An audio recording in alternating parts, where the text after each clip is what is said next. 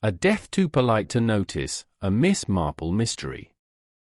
Hi there, welcome back to Haunting Vales. Tonight's mystery begins with perfect manners and quiet smiles, the sort of day where nothing appears out of place. In St. Mary Mead, the death itself is almost invisible, softened by politeness, explained away by routine, and accepted far too quickly by those who prefer not to look closely. After all, nothing improper seemed to occur. But Miss Marple notices what courtesy tries to hide, the pauses in conversation, the words chosen too carefully, and the moment when everyone politely agreed not to ask the obvious question. As she gently peels back the layers of good behavior, it becomes clear that the very politeness meant to preserve order has concealed a most deliberate crime. Because sometimes, the most dangerous deaths are the ones no one thinks rude enough to question. Before we uncover what everyone was too polite to notice, don't forget to subscribe for more haunting Miss Marple mysteries on Haunting Vales. Chapter 1: A Death Too Polite to Notice. In the village of St. Mary Mead, politeness was not merely a habit but a kind of law, observed with quiet devotion and rarely questioned. It governed the way doors were held open even in the coldest wind, the way disagreements were softened into smiles, and the way unpleasant truths were wrapped carefully in gentle words until they no longer seemed sharp. It was a village where people prided themselves on good manners, on knowing precisely what to say and when to say it, and perhaps most importantly, on knowing when not to say anything at all. It was therefore only fitting that death, when it arrived, should do so with the same careful restraint.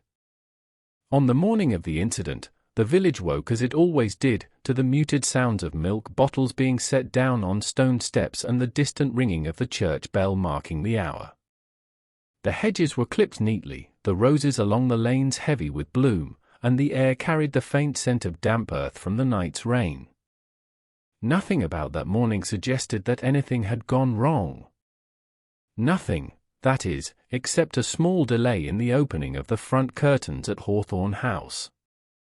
Hawthorne House stood at the edge of the green, an old building with polite proportions and an air of quiet respectability.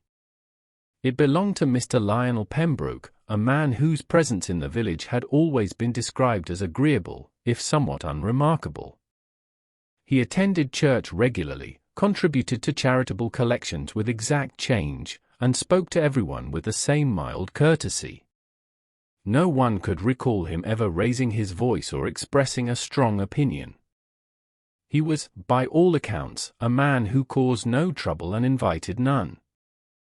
So when Mrs. Grafton, who lived opposite and prided herself on noticing such things, realized that the curtains in the front room of Hawthorne House were still drawn well past 9 o'clock, she frowned slightly and said nothing. It would have been rude, she thought, to speculate. Perhaps Mr. Pembroke had slept poorly. Perhaps he had a headache. Perhaps he simply wished for a quiet morning. In St. Mary Mead, one did not peer too closely into another person's affairs unless invited. By 10:30, however, the postman had been and gone, and the letters lay untouched on the mat behind the door. This too was observed, this time by Mrs. Ellison, who happened to be passing and paused just long enough to note the detail before continuing on her way. She mentioned it later, casually, to Mrs. Grafton, who replied that Mr. Pembroke was likely unwell and that it would be unkind to disturb him. Both women nodded, reassured by the soundness of their own reasoning. It was nearly noon before anyone finally knocked on the door of Hawthorne House, and even then it was done with the utmost courtesy. The knock was light, almost apologetic, delivered by Miss Clara Finch, who had come to return a book she had borrowed the previous week. When there was no answer, she waited patiently, then knocked again, a little louder this time but still restrained. Only after several moments of silence did she allow herself to feel a faint unease.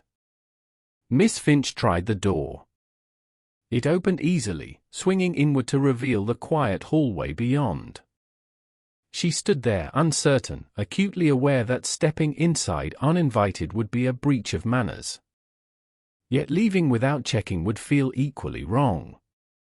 After a moment's hesitation, she called out, her voice gentle and careful. There was no reply. What she found a few steps inside was not, at first glance, alarming.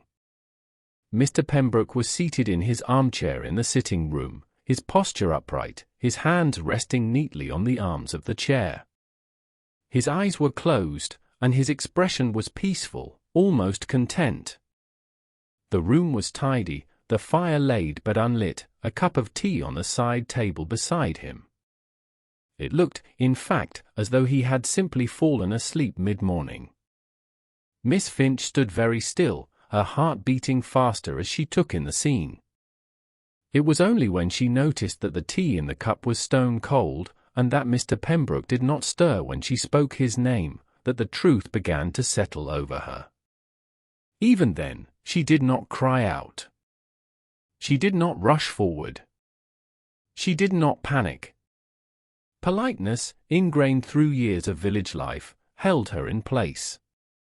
By the time the doctor was summoned and the official words were spoken, the village had already begun to absorb the event in its own quiet way.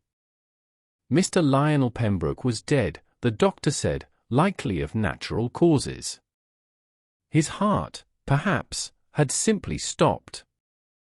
There were no signs of distress, no indication of struggle. It was, as deaths go, a very tidy one. News spread gently, carried on lowered voices and sympathetic expressions. People shook their heads and spoke of what a shame it was, and how sudden, and how fortunate, at least, that he had not suffered. The consensus formed quickly and without argument, it was an unfortunate but unremarkable passing. A death too polite to make a fuss. Miss Marple heard of it that afternoon while trimming her own roses. The information came to her in the form of a brief remark from Mrs. Grafton, who mentioned it as one might mention a change in the weather. Miss Marple listened, her hands busy with the shears, her expression mild.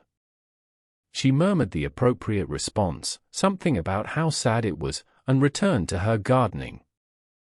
Yet as the hours passed, the image of Mr. Pembroke sitting quietly in his chair lingered in her mind. It was not the death itself that troubled her, but the way it had been accepted so readily. Miss Marple had lived long enough to know that the most dangerous events were often the ones that caused no immediate disturbance. She had seen time and again how wrongdoing could hide behind good manners and soft voices, and how people's reluctance to appear rude could blind them to uncomfortable truths. Later that evening, she paid a visit to Mrs. Ellison under the pretense of borrowing sugar. They spoke, as they always did, of trivial matters at first, but Miss Marple gently steered the conversation toward the morning's events. Mrs. Ellison repeated what she had heard, emphasizing the doctor's opinion and the lack of any suspicious signs. She spoke with confidence, relieved to have such a simple explanation. Miss Marple nodded, but asked a few small questions, so casually that they seemed almost idle. Had Mr. Pembroke complained of feeling unwell recently? Had anyone visited him the previous evening? Had he mentioned anything out of the ordinary? Mrs. Ellison answered as best she could, though her replies grew vague. She had not, she realized, known Mr. Pembroke particularly well. That, Miss Marple thought as she walked home, was precisely the point. In a village like St. Mary Mead, familiarity was assumed, but true knowledge was often lacking. People smiled at one another, exchanged pleasantries, and believed that was enough. They mistook politeness for intimacy, and in doing so overlooked the things that mattered.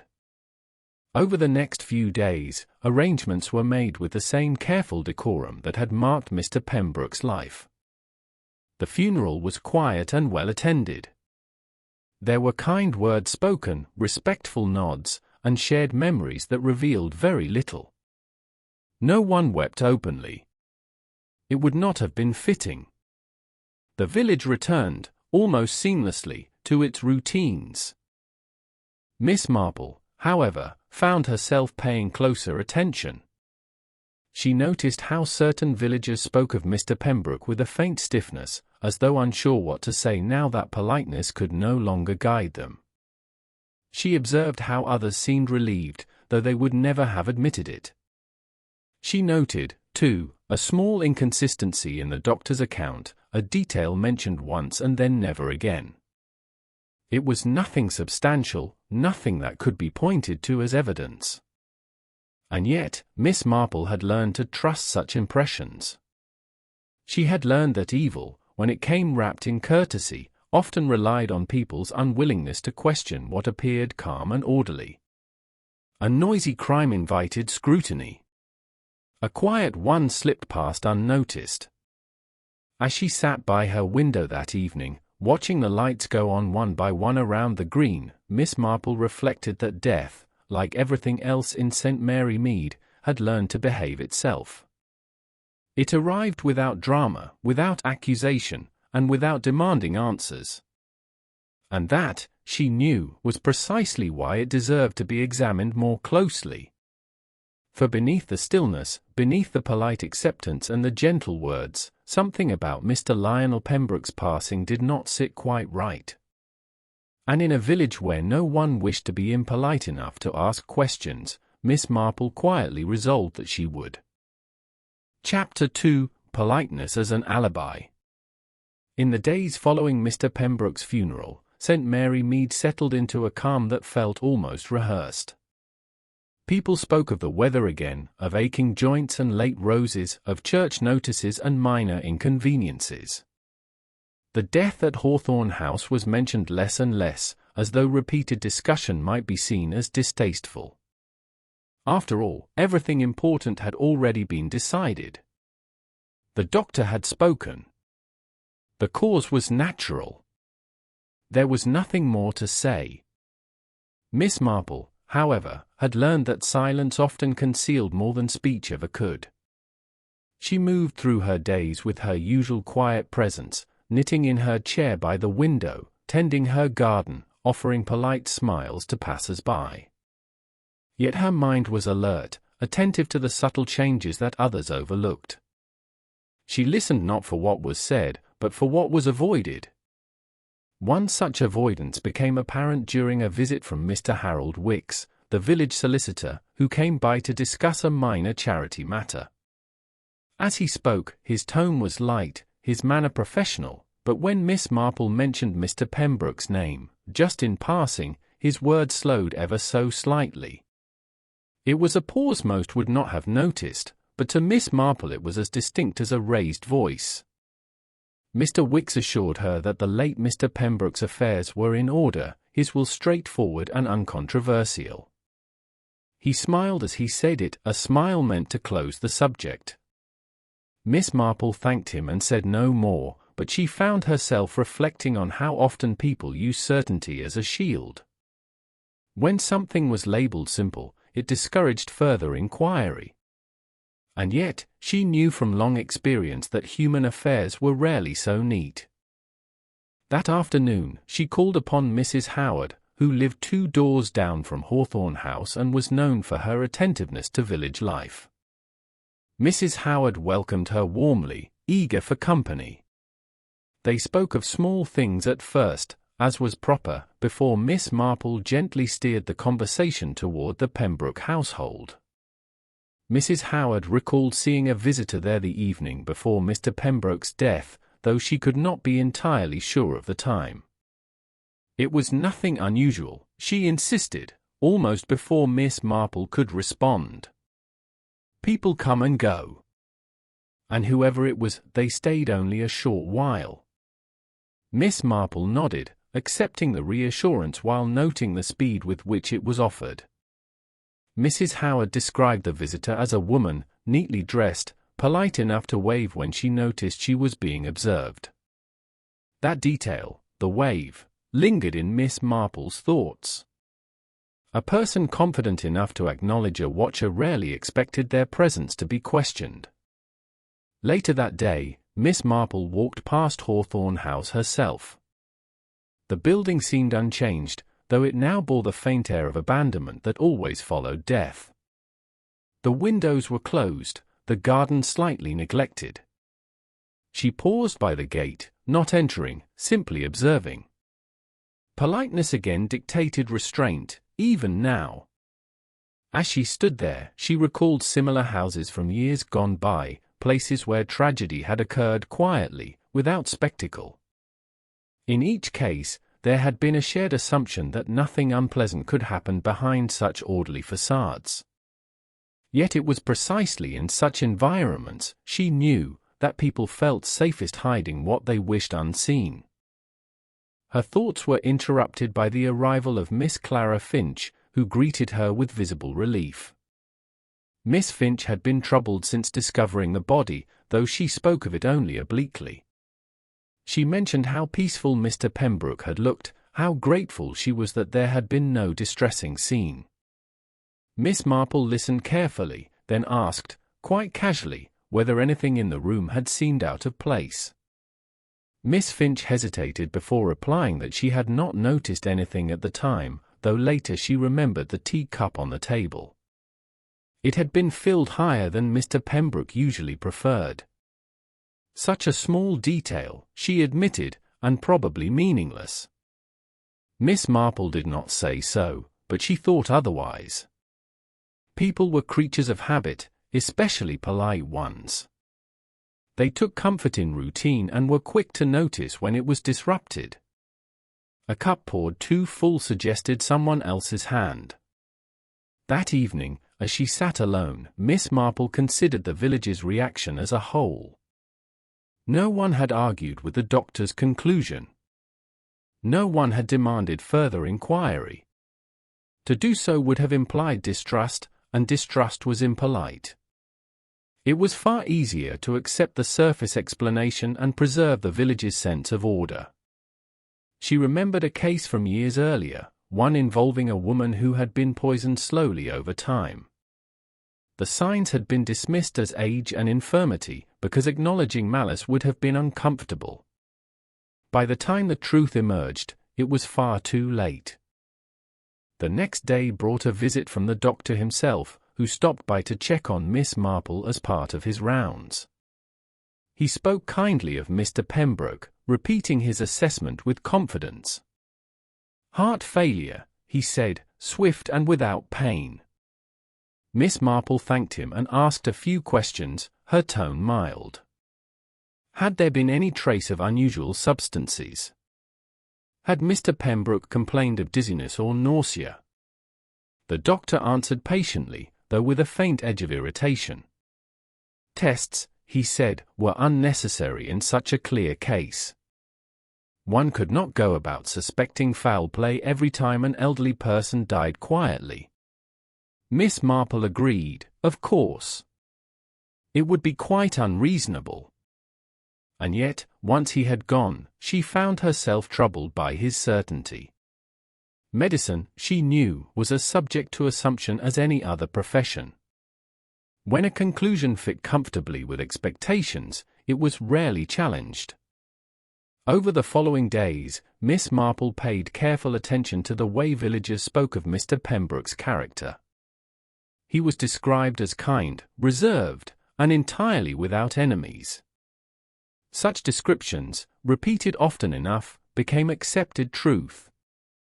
But Miss Marple had learned that the absence of open conflict did not mean the absence of resentment. Sometimes it meant only that resentment had been carefully hidden. She began to notice subtle tensions. A remark cut short. A glance quickly averted. A neighbor who changed the subject whenever Hawthorne House was mentioned. None of these things amounted to proof, but together they formed a pattern. Politeness, she realized, was serving as a kind of alibi, shielding everyone from scrutiny. One afternoon, while attending a small gathering for tea, Miss Marple observed a conversation between two women who had known Mr. Pembroke for years. They spoke warmly of him, yet there was an undercurrent of relief in their voices, as though a burden had been lifted. Miss Marple wondered what that burden had been, and why it had never been spoken of openly. As the sun set that evening, casting long shadows across the village green, Miss Marple returned to her window. She reflected that the most effective crimes were often those that appeared to offend no one.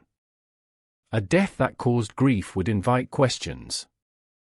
A death that caused only polite regret was easily dismissed. Mr. Lionel Pembroke, she suspected, had died at precisely the right moment and in precisely the right manner to escape attention. And whoever had arranged it, if indeed anyone had understood the village well. They had relied on its manners, its reluctance to intrude, and its faith in appearances. Miss Marple folded her hands in her lap, her expression thoughtful.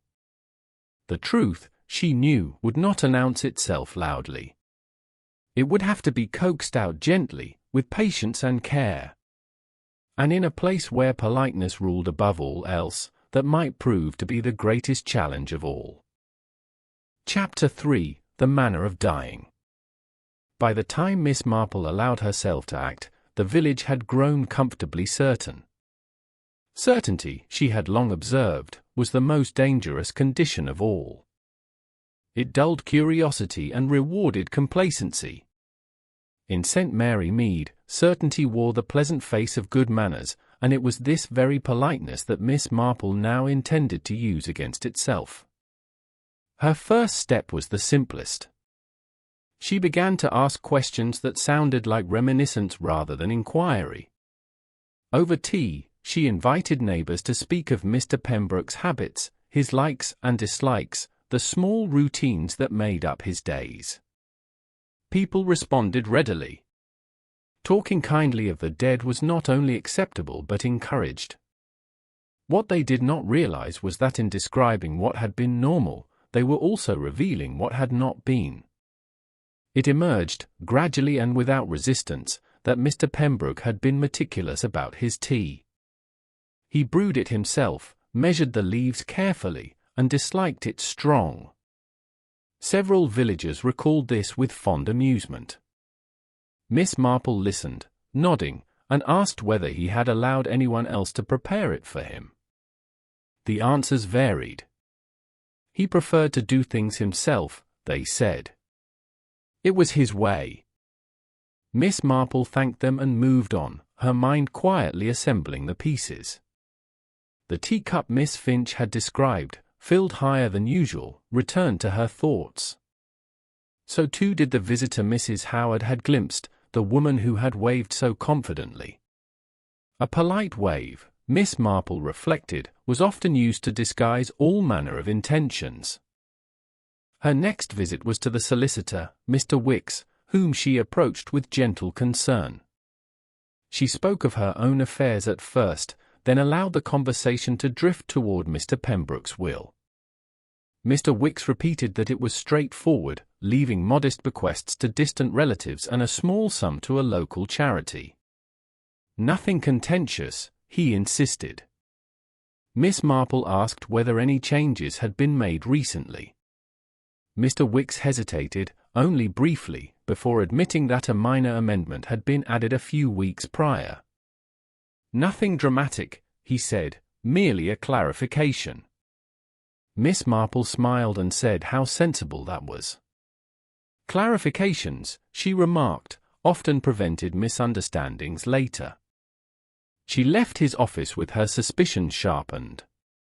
Changes, however small, suggested deliberation. Deliberation suggested motive. That evening, she sat alone, reviewing everything she had learned. No single fact stood out as damning. There was no loud argument, no public grievance, no obvious threat. Instead, there was a network of small courtesies, each one concealing something unspoken. Mr. Pembroke had lived quietly, but his quietness had allowed him to avoid scrutiny, and perhaps to inspire resentment without ever acknowledging it. The final piece came unexpectedly, delivered with the same politeness that had concealed so much else. Miss Finch came to see her again, this time visibly troubled. she confessed that she had remembered something more about the morning she found Mr. Pembroke. The sugar bowl, she said, had been moved. She had not noticed at the time, but later she realized it was usually kept on the sideboard, not the table. Miss Marple thanked her and reassured her gently. After Miss Finch left, she allowed herself a moment of stillness. Sugar, tea, a visitor, a changed will. The pattern was now clear. The following day, Miss Marple arranged a small gathering, inviting those most closely connected to Mr. Pembroke. She framed it as a chance to remember him fondly. No one refused. It would have been impolite to do so. As they sat together, Miss Marple spoke softly of village life, of how well they all knew one another, and of how important kindness and courtesy were. People nodded, pleased to hear their values affirmed. Then, almost as an aside, she mentioned how easy it was, in such a place, for wrongdoing to go unnoticed. There was a slight shift in the room, barely perceptible. Miss Marple continued, her tone unchanged. She spoke of how poisons could be administered without violence, how a gentle death could be mistaken for a natural one, and how politeness discouraged questions. She never accused anyone directly. She did not need to. When she described the tea prepared by someone else's hand, the sugar added with careful measure, and the timing arranged to appear accidental, one woman's composure faltered. It was only for a moment, but it was enough. Politeness, at last, had failed her. The truth emerged quietly, as everything else had. The woman confessed, not with anger or despair, but with relief. She spoke of years of quiet resentment, of feeling dismissed and controlled by a man who never raised his voice and never appeared cruel. She had relied on his manners, she said, and on the village's trust in appearances. She had known no one would look too closely. When it was over, there was no outcry, no dramatic confrontation. The authorities were informed, and the village absorbed the revelation with subdued shock. People spoke of how unexpected it was, how they never would have guessed. Miss Marple listened, her expression thoughtful. Later, alone once more, she reflected that the most dangerous crimes were those committed with consideration. Mr. Pembroke had died as he lived, without causing discomfort, and that had nearly allowed his death to pass unexamined. Politeness had nearly been the perfect cover. As the days passed, St. Mary Mead returned to its routines, a little less certain now, a little more wary. Miss Marple returned to her roses, content that the truth, however quietly it had emerged, had not been lost. And if this story held you until the very end, if you enjoy mysteries where the smallest details matter and where danger hides behind good manners, then take a moment now. Like the video, share it with someone who loves classic village mysteries, and subscribe for more stories where the truth waits patiently to be noticed.